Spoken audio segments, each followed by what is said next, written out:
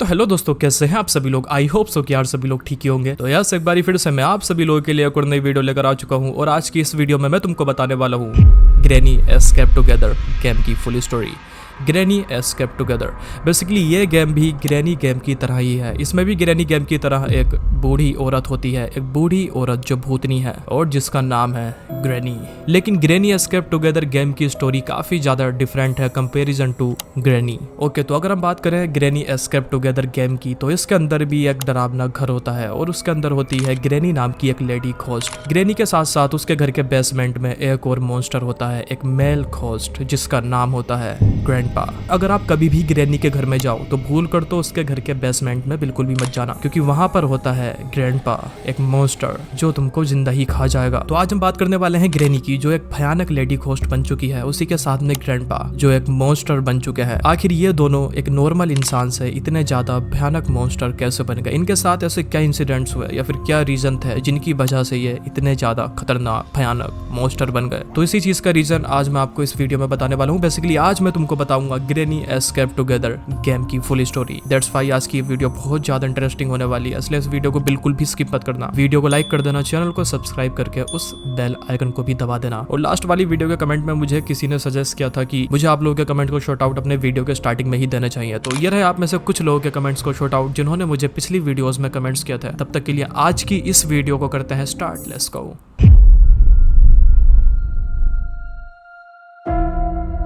तो हमारी स्टोरी की शुरुआत होती है एक घर से। एक टाउन से कुछ किलोमीटर दूर एक शांत जगह पर घर बना हुआ था, एक पुराना घर जिसके अंदर रहते थे हस्बैंड वाइफ या फिर एक कपल। हस्बैंड का नाम था विक्टर ईस्टवुड और वाइफ का नाम था मैरी ईस्टवुड। ये दोनों ही हस्बैंड वाइफ काफी ओल्ड एज थे, जिसमें हस्बैंड यानी विक्टर की एज थी 62 ईयर्स और वाइफ मैरी की एज थी 60 ईयर्स। आप बोल सकते हो कि ये एक ओल्ड एज्ड कपल था। और जो इन दोनों के दूसरे फैमिली मेंबर्स थे, लाइक इनके डॉटर्स, सन, पोते पोती, वो एक दूसरे कंट्री में जाकर शिफ्ट हो गए थे ड्यूरिंग सम वर्क, और ये दोनों उस घर में अकेले ही रहते थे। लेकिन इनके साथ एक पेट डॉग भी था जो उनके घर के बैकयार्ड में रहता था। देखो, अब से मैं वीडियो में आगे इन दोनों ही ओल्ड एज्ड हस्बैंड वाइफ को ग्रैनी और ग्रैंडपा करके बोलूंगा, तो आप लोग कंफ्यूज मत होना। तो हमारे जो ग्रैंडपा थे वो एक रिटायर्ड सोल्जर थे जो आर्मी में कर्नल हुआ करते थे। एंड जो ग्रैनी थी she was always a house wife, वो हमेशा से ही एक हाउस वाइफ थी। अब क्योंकि जो ग्रैंडपा थे वो एक रिटायर्ड सोल्जर थे तो उनकी पेंशन भी आ रही थी। तो आप बोल सकते हो कि ये दोनों इंडिपेंडेंट कपल थे।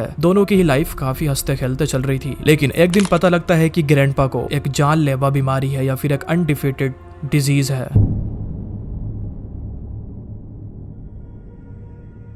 जैसे ही ये बात इन दोनों को पता लगती है तो ये दोनों काफी ज्यादा सैड होते हैं। स्पेशली जो ग्रैनी होती है वो बहुत ज्यादा टेंशन में आ जाती है because of she had only her husband जिसके साथ वो अकेले उस घर में रहा करती थी। देन फिर इसके बाद ग्रैनी ग्रैंडपा को एक हॉस्पिटल में लेकर जाती है, वहां पर उनका इलाज किया जाता है। बट अनफॉर्चुनेटली ग्रैंडपा की जो डिजीज होती है उसको क्योर नहीं किया जा सका, या फिर जो उनकी बीमारी थी उसका इलाज उस हॉस्पिटल में नहीं हो सका। लेकिन जो ग्रैनी थी वो कैसे भी करके ग्रैंडपा को ठीक करना चाहती थी, इसलिए वो उनको दूसरे हॉस्पिटल में लेकर जाती है। बट वहां पर भी सेम ही रिजल्ट आता है, वहां पर भी उनकी डेडली डिजीज का इलाज नहीं हो पाता। और ऐसे ही करते करते ग्रैनी काफी हॉस्पिटल्स, काफी डॉक्टर के पास ग्रैंडपा को दिखाती है, बट अल्टीमेटली ग्रैंडपा की बीमारी का इलाज नहीं किया जा सका। और अब डॉक्टर भी हार मान जाते हैं और ग्रैंडपा को कुछ महीनों का वक्त दे दिया जाता है, मतलब कुछ महीनों के बाद ही विल डाई।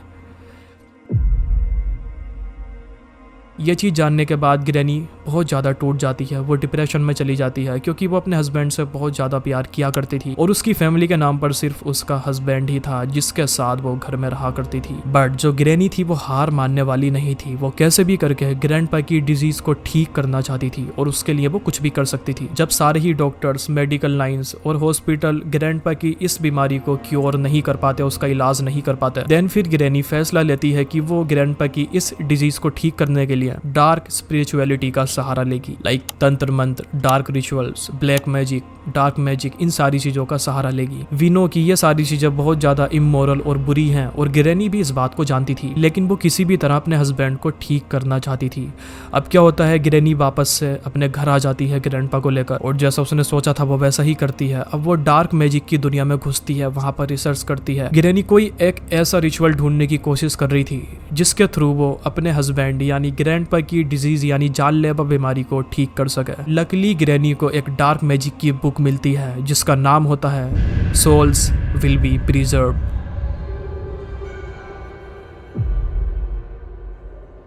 ये जो सोल विल बी प्रिजर्व नाम की बुक थी, बेसिकली ये एक डार्क मैजिक की बुक थी, एक ब्लैक मैजिक बुक। और उसमें एक ऐसा रिचुअल था जिससे कोई भी बीमारी का इलाज किया जा सकता है, कोई भी अनट्रीटेड अनक्योर्ड जानलेवा बीमारी जिसका किसी भी medical science, medical line, hospital, किसी भी डॉक्टर के पास इलाज ना हो। तो वो जो डार्क मैजिक की बुक थी उसमें एक ऐसा रिचुअल था जिससे ग्रैनी ग्रैंडपा के डिजीज को ठीक कर सकती थी, लेकिन इसके लिए ग्रैनी को कुछ रीपे भी करना था उस बुक को। मींस एक ऐसी चीज जिससे ग्रैनी बहुत ज्यादा प्यार करती हो, तो वो चीज ग्रैनी को कुर्बान या फिर सेक्रीफाइस करनी थी अगर वो इस रिचुअल के थ्रू ग्रैंडपा को ठीक करना चाहती थी। तो क्योंकि इस रूल में लिखा हुआ था कि अगर तुम्हें इस बुक के थ्रू किसी को भी ठीक करना है, कोई भी बीमारी का इलाज करना है, तो तुम्हें उसके लिए अपनी सबसे ज्यादा प्यारी चीज, इस चीज को मार्क कर लेना जो मैं तुमसे बोल रहा हूँ कि अपनी सबसे ज्यादा प्यारी चीज को कुर्बान करना होगा। बट रूल में जो अपनी सबसे ज्यादा प्यारी चीज को सेक्रीफाइस करने का वर्ड लिखा था या फिर सेंटेंस लिखा था, वो उसको इग्नोर कर देती है या फिर उसको समझ नहीं पाती। ग्रैनी को लगा कि सिर्फ उसे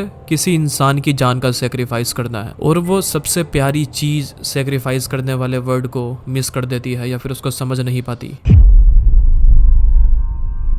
देन इसके बाद ग्रैनी उस डार्क मैजिक के रिचुअल्स के हिसाब से अपने घर में पूरा सेटअप करती है उस रिचुअल को परफॉर्म करने के लिए। और ग्रैनी कैसे ना कैसे करके एक बंदे को अपने घर में ले आती है, उसको झूठ बोलकर बहला फुसला कर कि उसके हस्बैंड की तबीयत खराब है और ये दोनों घर में अकेले ही हैं, काफी बूढ़े भी हैं, दैट्स वाई उसको हेल्प की जरूरत है, तो वो बंदा उसकी हेल्प कर दे अंदर जाकर। तो ये बोलकर ग्रैनी एक बंदे को अपने घर में लेकर आती है जिससे वो उस बंदे की बलि दे सके या फिर उसको कुर्बान कर सके इस रिचुअल में। जैसे ये बंदा ग्रैनी के घर में एंटर करता है तो ग्रैनी ने एक पूरा सेटअप बनाया हुआ होता है, एक जाल रस्सी का, और ये बंदा उस जाल में फंस जाता है। बाद में ये बंदा बहुत ज्यादा चीखता भी है लेकिन उसका कोई फायदा नहीं था क्योंकि ग्रैनी का घर एक शांत जगह पर बना हुआ था जहां पर आसपास कुछ भी नहीं था। और अब ग्रैनी रिचुअल को पूरी तरह से सेटअप करती है, वो ग्रैंडपा को सामने लेटाती है और उनके आसपास कुछ अजीब सी चीजें रखती है, कुछ मोमबत्तियां जलाती है, वो जो बंदा था जिसको कुर्बान करना था उसको भी साइड में ही रखती है बांधकर। देन फिर उस डार्क मैजिक की बुक में कुछ रिचुअल्स होते हैं, उनको चैंट करना स्टार्ट करती है। फाइनली ग्रैनी रिचुअल के अकॉर्डिंग उस स्ट्रेंजर को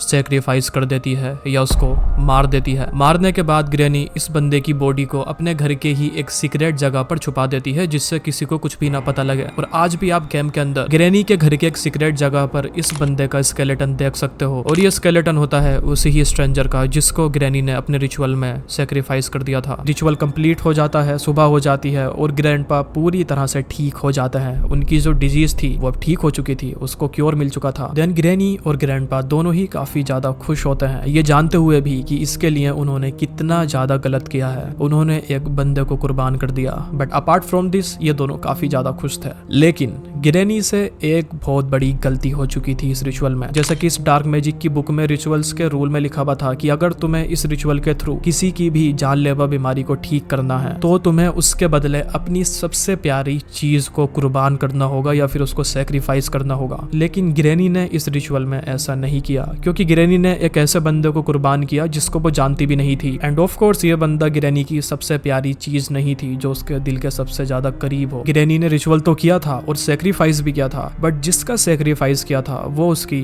सबसे ज्यादा प्यारी चीज नहीं थी या फिर उसके दिल के करीब नहीं थी। दैट्स वाई ग्रैनी ने इस रूल को पूरी तरह से तोड़ दिया था और इसी वजह से ग्रैनी और ग्रैंडपा यानी जिसने ये रिचुअल परफॉर्म किया और जिसके ऊपर ये रिचुअल परफॉर्म किया गया, उन दोनों के ऊपर, ग्रैनी और ग्रैंडपा के ऊपर एक कर्स लग जाता है। इस रिचुअल का कर्स जो होता है उस रूल को तोड़ने की सजा। और कर्स ये था कि ये दोनों ही एक भयानक और डरावने दिखने वाले घोस्ट में कन्वर्ट हो जाते हैं। ये कन्वर्ट हो जाते हैं एक मॉन्स्टर में और हमेशा के लिए उसी ही घर में ट्रैप होकर रह जाते हैं। यहाँ तक कि जो उनका पेट डॉग था जो कि उनके बैकयार्ड में था, उस डॉग तक पर इस कर्स का असर हुआ था, वो भी एक मॉन्स्टर में कन्वर्ट हो गया था। एंड इस तरह से ग्रैनी और ग्रैंडपा दोनों ही एक भयानक दिखने वाले मॉन्स्टर या फिर घोस्ट में कन्वर्ट हो जाते हैं और हमेशा उस घर में ही ट्रैप्ड होकर रह जाते हैं as a punishment. I hope so कि अब आपको समझ में आ चुका होगा कि ये ग्रैनी और ग्रैंडपा एक नॉर्मल इंसान से इतने ज्यादा खतरनाक भयानक घोस्ट कैसे बन गए। और ऐसे ही एक दिन की बात होती है कि एक ग्रुप होता है जिसमें काफी सारे यंगस्टर होते हैं। बेसिकली वो ग्रैनी के घर के पास से गुजर रहे होते हैं, बट इन द क्यूरियोसिटी जब वो देखते हैं कि एक ओल्ड हाउस है और पूरी तरह से बंद है तो वो उसके अंदर चले जाते हैं। और ये जो लोग उस घर के अंदर गए थे वो वापस लौट कर नहीं आते क्योंकि ग्रैनी, ग्रैंडपा और उनका मॉन्स्टर डॉग, ये तीनों ही मॉन्स्टर घोस्ट उन सबको तड़पा तड़पा कर मार देते हैं। तो ये थी हमारे ग्रैनी एस्केप टुगेदर गेम की फुल स्टोरी। अगर आपको वीडियो पसंद आई हो तो प्लीज एक लाइक कर देना। अगर आप लोगों ने अभी तक हमारे चैनल को सब्सक्राइब नहीं किया है तो भाई क्या कर रहे हो, चैनल को सब्सक्राइब करके उस बेल आइकन को भी दबा दो, थोड़ा सपोर्ट दिखाओ यार। मिलते हैं आपसे अगली वीडियो में, तब तक के लिए बाय बाय।